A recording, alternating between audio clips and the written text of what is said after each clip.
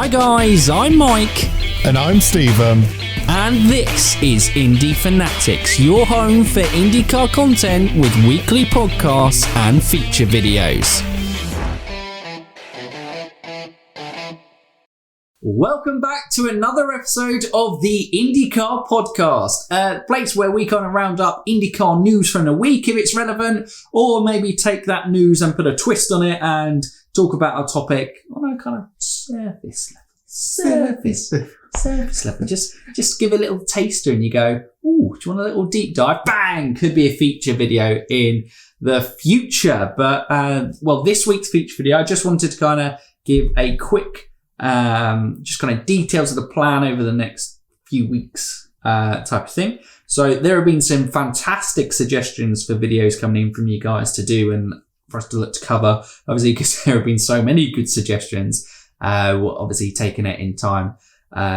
It'll take time to get them all done.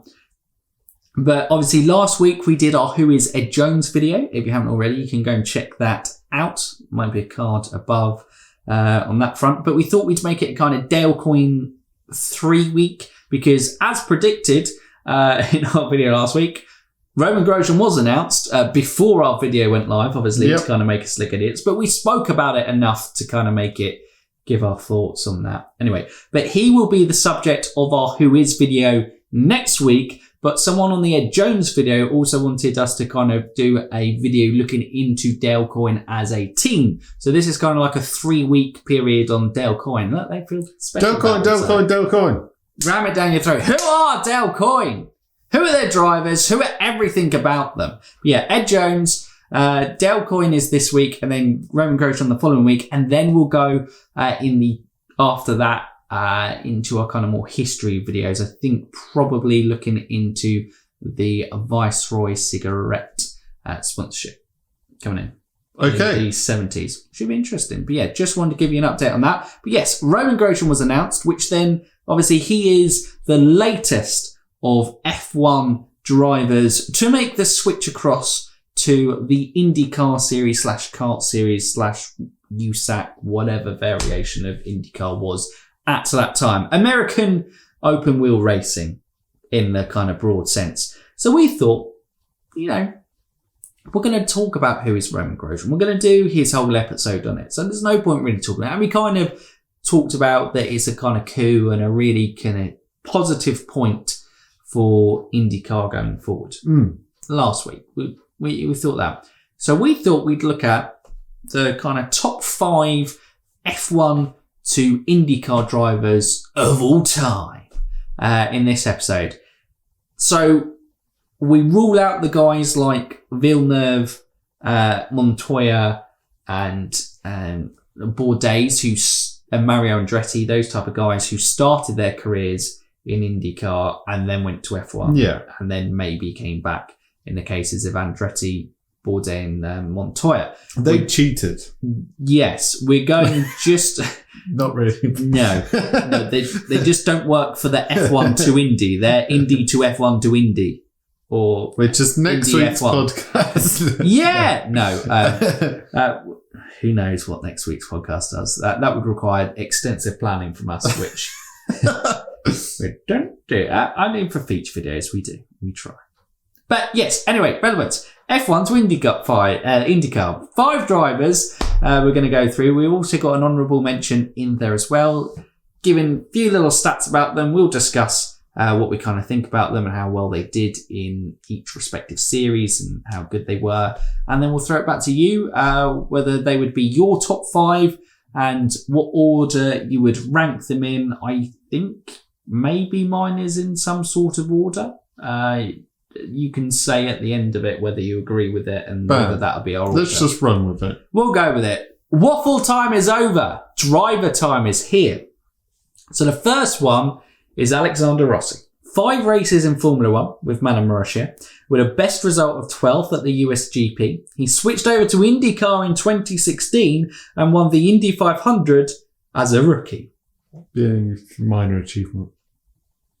I mean, it's pretty damn good. He has a total of 7 wins in the series, 6 pole positions, and a best result of 2nd in the championship in 2018. Incredible IndyCar driver.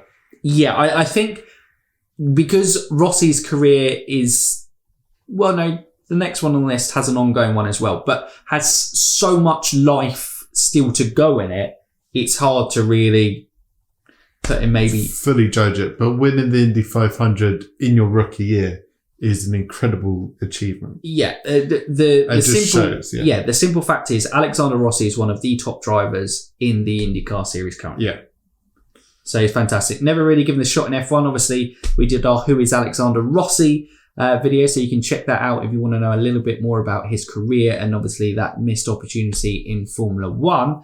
But yeah, IndyCar, he's been absolutely superb. Yes. Right, next on the list. Number 4 is Takuma Sato, who had 91 races in F1 between 2002 and 2008, with a best championship position of 8th for BAR Honda in 2004. Takuma switched over to Indy in 2010, racing with KV Racing technology. He has gone on to become a 2-time Indy 500 winner with Rahal Lanigan Racing, and has also secured 6 wins in the series, 11 pole positions, with a best championship finish of 7th last year in 2020 with Rahal Lanigan Racing. 2-time Indy... There's a theme here. He's immortalised. There's a theme. There's F1 drivers becoming Indy 500 winners. Clearly, that's it. There is only actually one person on this list who hasn't been an Indy 500 winner, but he's next up. But yeah, like you said, impressive. immortalised because he's a 2-time winner of one of the biggest races in the whole world. Yeah, and although he hasn't although in fairness with him, he's never been at a top team. He started off, obviously, his career with KV Racing Technology, had a stint at AJ Foyt Racing, had, obviously, the majority of the stint has been with Rahal Lanigan Racing, and obviously they are a strong team. Yep. And they getting stronger and stronger year by year, but definitely a midfield team. Yep. In that aspect. But 11 pole positions show the pace that Takuma possesses, and it's the pace that he's always shown in his career. And, 6 wins to his name, including 2 of those being an Indy 500. I mean, yeah, doesn't matter if your best championship finishes 7th when you're an Indy 500 winner, exactly. Because it's just the biggest race in IndyCar and arguably the world. Yeah. Some people hold the 500 higher than the actual championship itself. Yeah, one of my favourite comments was about talking about Bobby Rahal in the Indy 500. Was saying that even though he's won the IndyCar Championship or Kart Championship 3 times, he always gets introduced as the 1986 Indy 500 winner first over that, even though he only won that once. Yeah. Crazy, isn't it? But the Indy 500, what a race and what a thing to win in your career. Next on the list, number 3, Nigel Mansell. He was obviously Formula 1 world champion, competed in 190 races, securing 32 wins and 32 poles, and that world championship came with Williams in 1992, although arguably one of those guys who should have won more world championships, came very close in 1986, where he had a puncture in the last race, which allowed Alain Prost to come in and nick it from both him and Nelson Piquet, who just, both had the same puncture in the race. But yeah, incredible driver, incredible generation of drivers in Formula One with Nelson Piquet, Mansell, Prost, Senna, and he was involved in many battles with all of them. He would go on and compete in kart in 1993 season after becoming the 1992 Formula One world champion. He would win the championship in his rookie year, and he's the only person to achieve this feat in kart. And also, he's the only driver in the world ever to have achieved this, to be simultaneously the Formula One world champion and IndyCar champion at the same time. Bam. Great. Had One to of be a on the kind. list. One of a kind. Never won the Indy 500, and only competed in kind of 2 seasons within IndyCar, or full-time seasons. So yeah, obviously won that rookie season and came 8th in the second season. But for Newman Haas Racing, I believe the focus was more, I think that was Mario Andretti's last year, so I think the focus shifted towards Mario in the later part of that season. But yeah, Mansell, incredible feat and achievement. Yeah, incredible driver. There's not really much more to add on that one. Nope. Next up. Other than the mustache. The greatest racing mustache of all time, arguably. That's a comment down below. How do you rate Nigel Mansell's mustache compared to other great racing mustaches? Graham Hill's up there. Might get mentioned later on. Oh, spoilers. Whoa. Okay, number 4 on the list is Emerson Fittipaldi. Emo! He competed in F1 between 1970 and 1980, competing in 144 races with 14 wins, 6 pole positions, and 2 world championships to his name. In 1983, he was tempted out of retirement to race in kart, competing between 1983 and 1996. He scored 1 championship and 2 Indy 500s during his time within the series, and racking up a total of 22 wins. Emo is just probably the most successful IndyCar driver on this list. Maybe the Fittipaldi name could be returning again, once again, this year.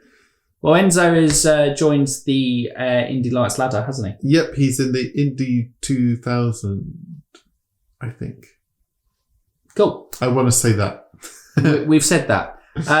But yeah, Emo Fittipaldi, I mean, that iconic moment is winning his second Indy 500 and drinking orange juice instead of milk. Yes. And getting fined heavily for that. Naughty Emo. Going, I'm allergic to milk. Well, you guzzled it down the first time, mate.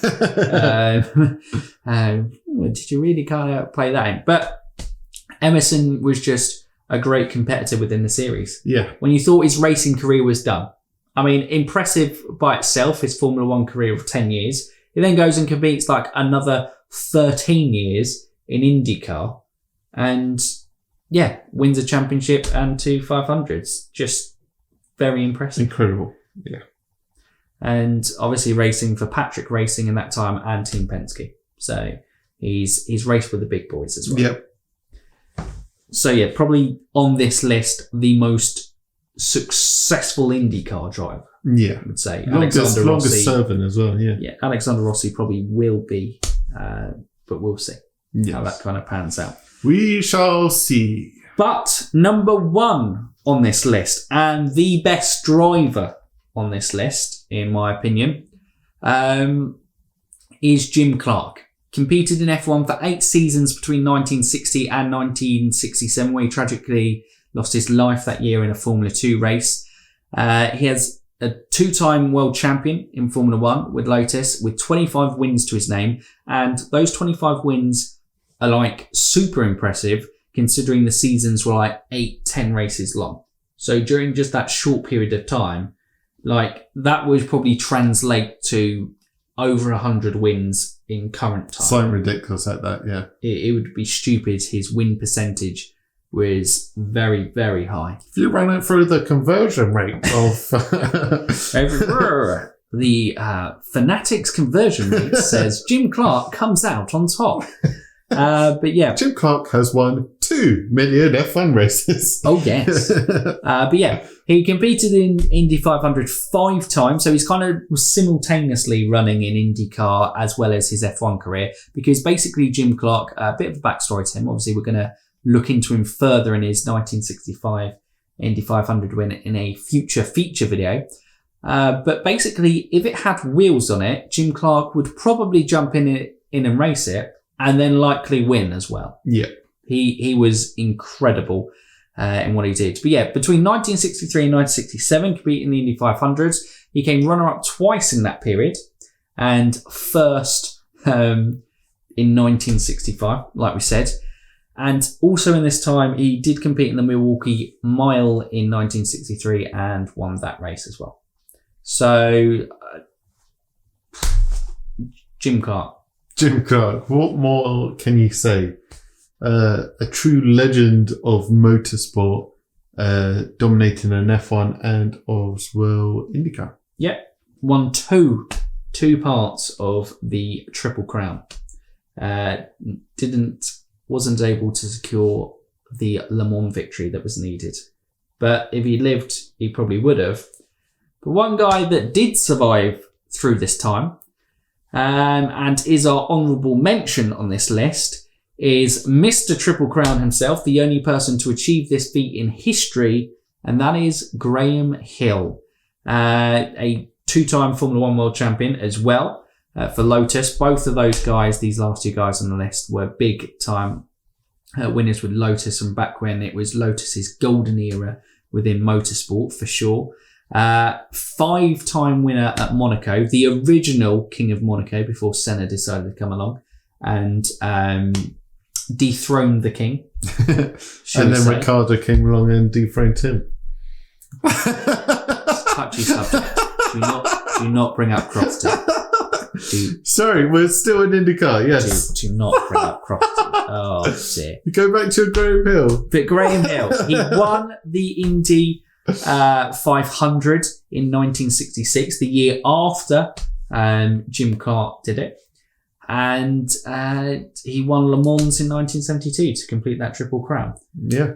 The reason why he didn't make the top 5, because he may have made other people's top 5 on this list, is although he has won the Indy 500, his other efforts were pretty poor. Pretty average. Yeah. I don't think he finished in the top 10 at any other point in his other 5 or 6 entries. But 500 nonetheless. Or 500 nonetheless. And the one that means he is the only Triple Crown guy in the history of the sport. Yeah. So, in motorsport. Sorry, we had an issue with our recording, so our last entry and honourable mention is Alexander Zanardi, a guy who, like Alexander Rossi, was never really given a shot in F1 his first time out, and so looked to go stateside with kart, and that was definitely a right move as he became a 2-time kart champion. He then returned to F1 in 1999 with Williams, but it again would not prosper success in Formula One, and his contract would be terminated before going back to the States, where unfortunately he would suffer one of the most horrendous crashes ever, where he would become instantly a double amputee and just, almost die from the injury sustained in that accident.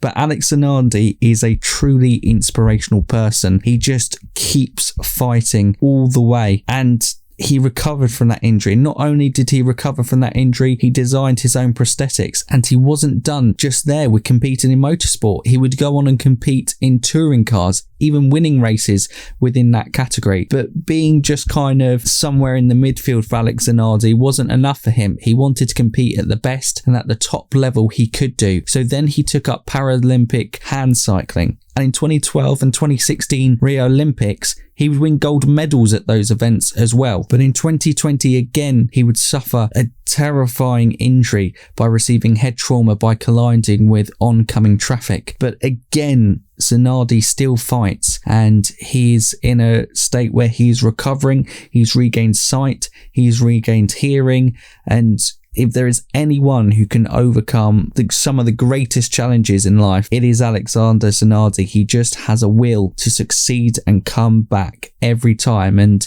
a truly inspirational person and worthy of being an honourable mention on this list. Yeah, that is. Do you agree with that list? Sorry, I should probably go on. Yep, Is that you agree with the order as well? I went along with the order. Yeah, you're happy with that? I'm happy. Good. That is our top 5 of guys who went from F1 to IndyCar. It's going to be fascinating to see how Romain Grosjean gets on in the series. I do feel he will be a successful import from F1 to the IndyCar series. But yes, look forward to his video coming out in not this Friday, but a Friday's time. Yes. Yeah, that's it. Let us know in the comments down below who are your top 5 F1 to IndyCar driver imports. Remembering, they have to be F1 first to then go to IndyCar. They can compete in IndyCar at simultaneous like Jim Clark, but they can't go IndyCar, F1, IndyCar. No, that's ruled out. That is against the rules. So let us know in the comments below. In fairness, that might be the only ones that... No, I think there have actually been some other cases there who weren't as successful as the guys on the list. Yes. If you're new around here, you can like, subscribe, and ding that bell. Ding it! And if you want to be a part of a motorsport chat, we do have a Discord channel as well, with a link in the description down below for you guys to join it and check out and chat. There is an IndyCar segment to that. if you want to come and chat IndyCar with us or F1 and other motorsport categories within there as well. It is just a motorsport fans haven for fellow fans. Yes. That's what I'm going with. Yeah. Comment down below, guys. We would love to hear your thoughts on today's episode. So for now, you Indy fans, keep racing.